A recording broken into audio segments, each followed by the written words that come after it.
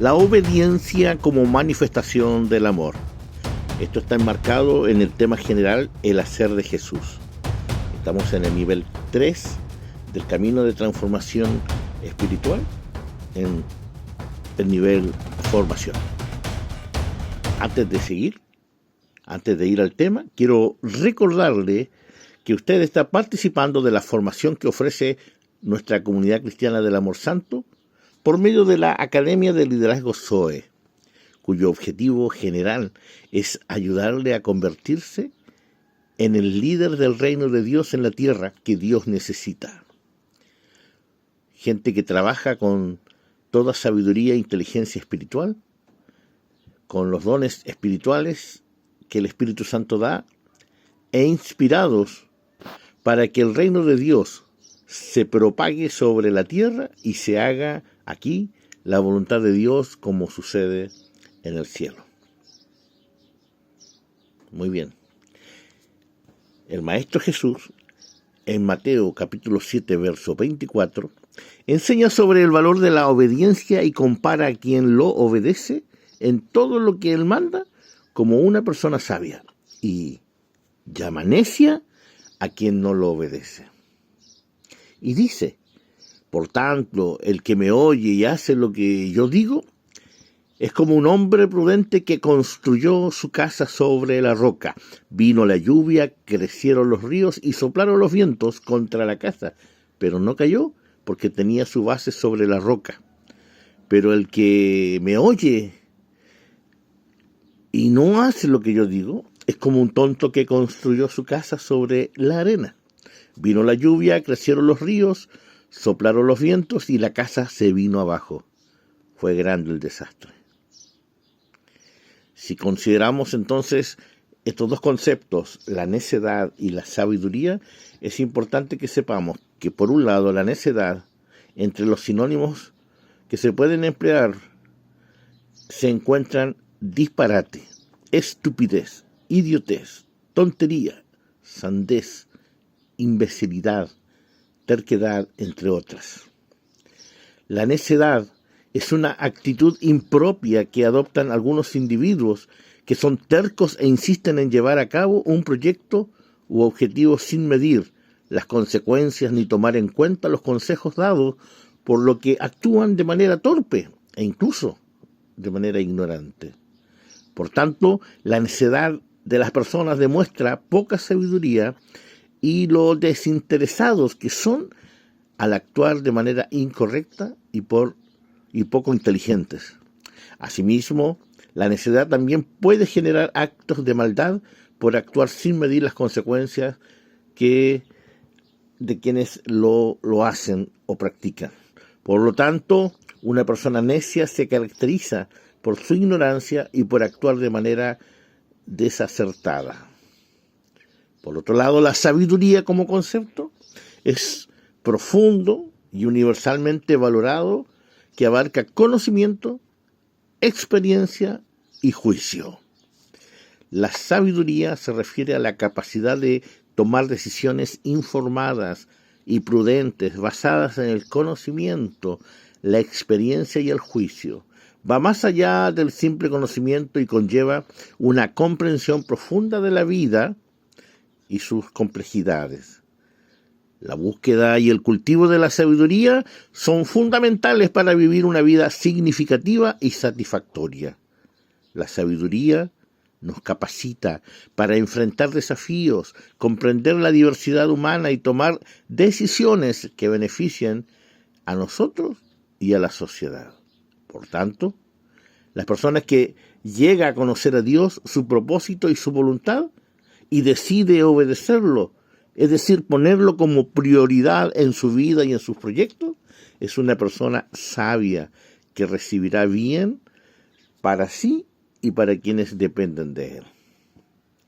Por lo mismo, el concepto de sabiduría para Jesús desde la Biblia está totalmente y directamente relacionado con la obediencia a la voluntad de Dios, por sobre cualquier otro conocimiento o por sobre cualquier otro tipo de autoridad o sobre cualquier tipo de prioridad. Es decir, lo que ocurrió en el Edén terrenal es justamente el haber desoído, es decir, desobedecido la voz soberana de Dios, que le dio una sola orden al ser humano: no comer del árbol prohibido.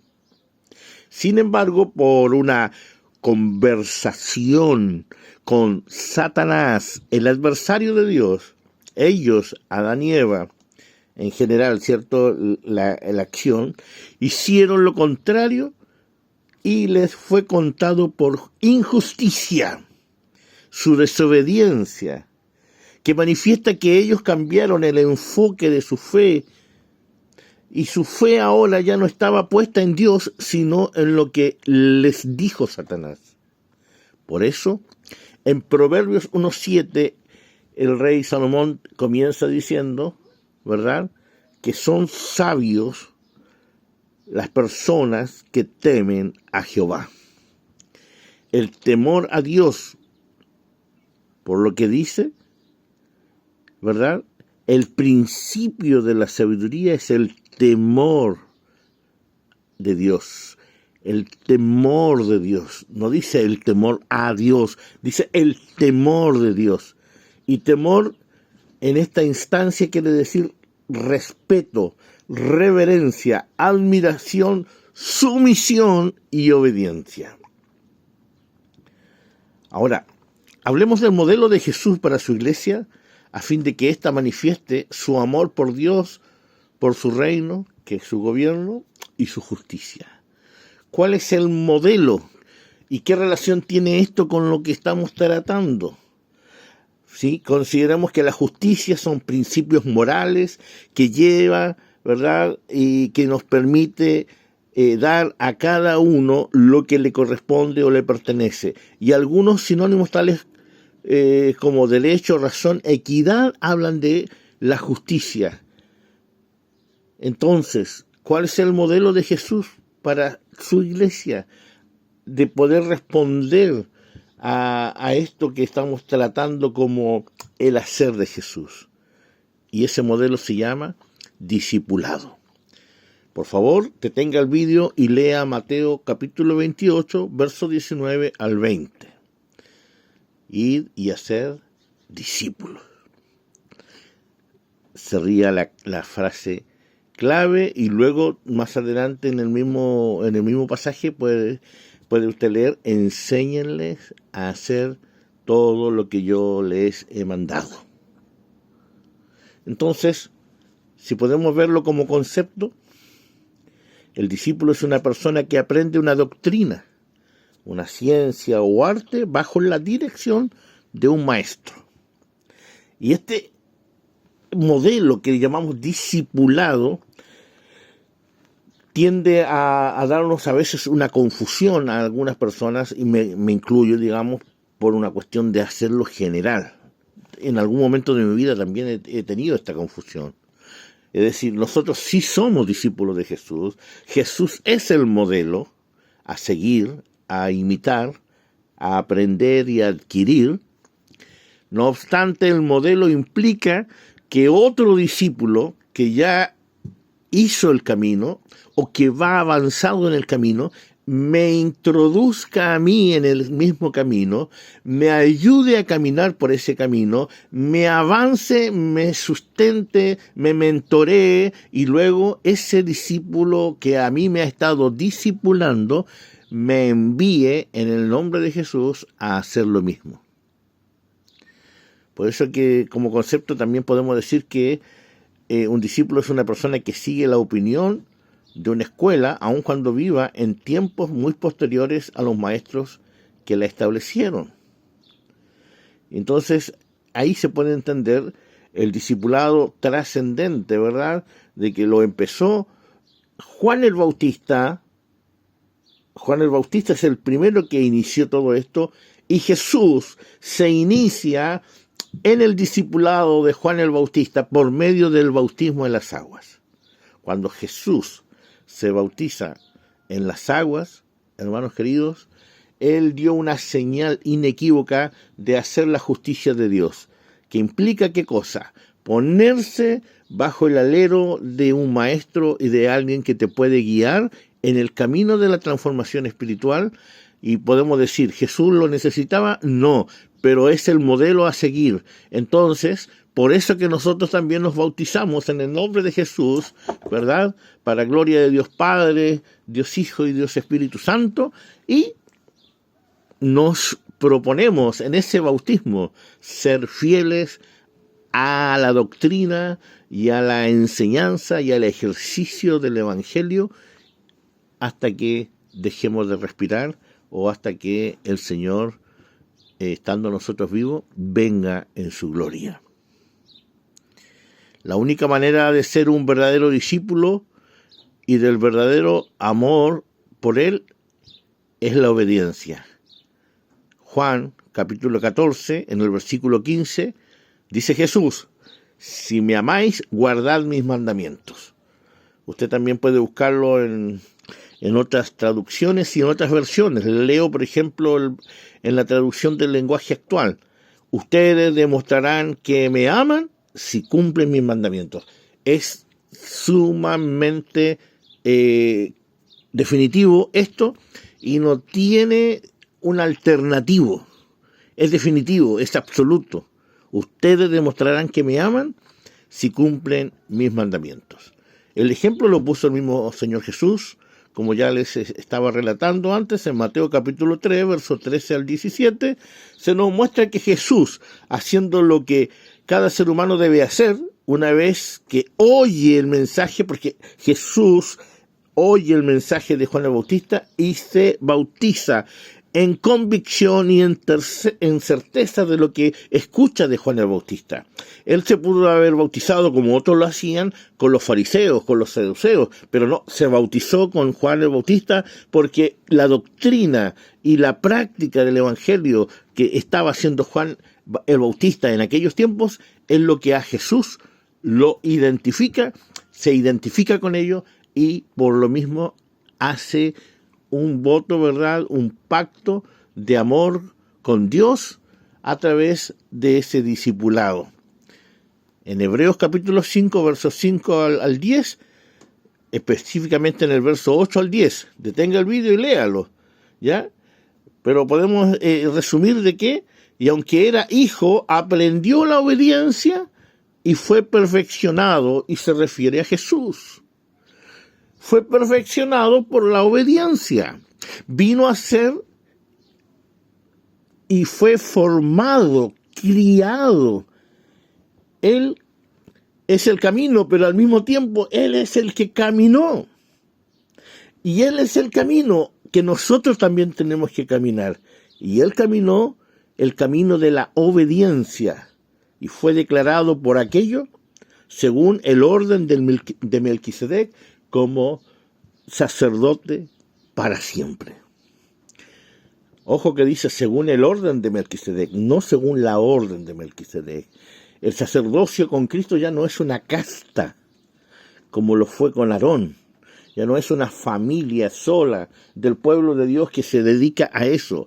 Ahora somos todos llamados a ser sacerdotes según el orden, según el gobierno de Melquisedec. Un tema que podemos tratar otro día con mayor profundidad. Luego también tenemos Juan capítulo 20-21. Detenga el vídeo, por favor, y léalo, ¿ya? Pero ahí encontramos que Jesús es el primer enviado por el Padre, y así como el Padre lo envió, Él también envía a sus discípulos. ¿Qué pasaría si sus discípulos no lo obedecen? Entonces el sistema de Dios se detiene. Esto es importante. Mateo capítulo 5, verso 13 al 14, en el fondo nos está diciendo, Mateo 5, verso 13 al 14, que somos enviados para ser sal de la tierra y para ser luz del mundo. Luego en Juan capítulo 15, verso 7, léalo también por favor, ¿ya? Jesús da una exhortación. Si ustedes se mantienen unidos a mí y me obedecen todo lo que les he enseñado, recibirán de mi Padre todo lo que le pidan. Si ustedes dan mucho fruto y viven realmente como discípulos míos, mi Padre estará orgulloso de ustedes. Así como el Padre me ama a mí, también yo los amo a ustedes. Nunca dejen de amarme. Si obedecen todo lo que yo les he mandado, los amaré siempre. Así como mi Padre me ama, porque yo lo obedezco en todo. Les digo todo esto para que sean tan felices como yo. Traducción del lenguaje actual. Muy bien. La obediencia entonces no es optativa, no es una opción dentro de muchas. La obediencia es el pan de los hijos de Dios y manifiestan en la obediencia a los mandamientos de Dios su amor por Dios, su amor por su gobierno y su amor por su justicia. Y como Jesús le dice a la iglesia de Éfeso, pero tengo contra ti que has dejado tu primer amor. Y lo que el pueblo de Dios siempre está tentado a dejar, a abandonar, es el obedecer a Dios por sobre todas las cosas. En el próximo vídeo estaremos profundizando un poquito más sobre este tema, pero hasta aquí quiero invitarlos a reflexionar. ¿Cómo está usted en su vida espiritual, cotidiana, diaria? Es decir, por un lado usted quiere obedecer, pero por otro lado como que las circunstancias no lo dejan obedecer, como que las personas se oponen y de algún modo se confabulan para que usted no obedezca a Dios. ¿Sí? ¿Está así usted? ¿Esto es lo que está pasando con su vida? Si es así, usted necesita volverse al Señor, necesita arrepentirse y volverse al Señor y pedirle al Señor: Señor, esta es mi debilidad, yo quiero hacer tu voluntad, pero hay impedimentos y siempre es una cosa u otra, me es difícil obedecerte. Ayúdame en mi debilidad, ayúdame a obedecerte, por favor, ayúdame a obedecer. Usted sea humilde, clame al Señor, asuma su responsabilidad y comience a obedecer a Dios, que es la única manera que usted tiene de manifestar, de demostrar, de revelar de que usted lo ama. Un abrazo, bendiciones.